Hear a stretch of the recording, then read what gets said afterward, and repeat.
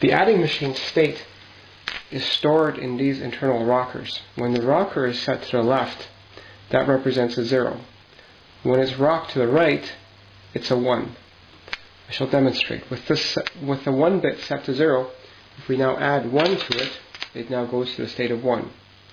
If a 1 is added to another 1, it must carry to the 2 bit and clear the 1 bit. This is accomplished by the rocker rocking once again to the left and dropping the 1 marble, which now is cleared. If I add yet another 1 to this, we have a 1 plus a 2 or a 3, and adding yet another 1 to this will cause it to carry twice onto a 4 as follows.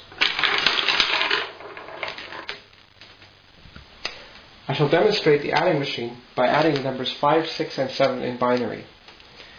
The number 5 is represented by a 4 and a 1 in binary, so we add this into the number. Now we add the number 6, which is a 4 plus a 2 in binary. Add the number. And now add a 7, which is a 4 plus a 2 plus a 1 in binary. Add. The internal state is now 18. It's much easier to see if we actually hit the result lever, which also clears it. And 18 is 16 plus 2. And there's the result. Now we shall add several more numbers. We shall add 21, which is 16 plus 4 plus 1, to 6, which is 4 plus 2, to 13, which is 8 plus 4 plus 1. And the result is 32 plus 8, which is 40. It's quite neat watching all the carry go through. For example, if we start with a number that has most of the bits set, in this case 31, which is 1 plus 2 plus 4 plus 8 plus 16. Now if we add 1 to that, that carries over to a 32, so we get the whole cascading happening. So add 1,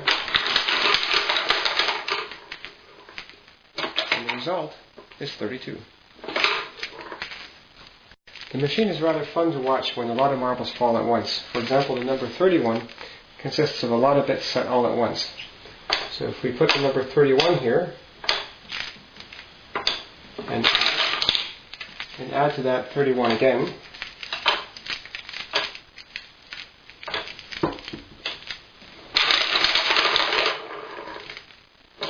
the result is 32 plus 16 plus 8 plus 4 plus 2, which is 62.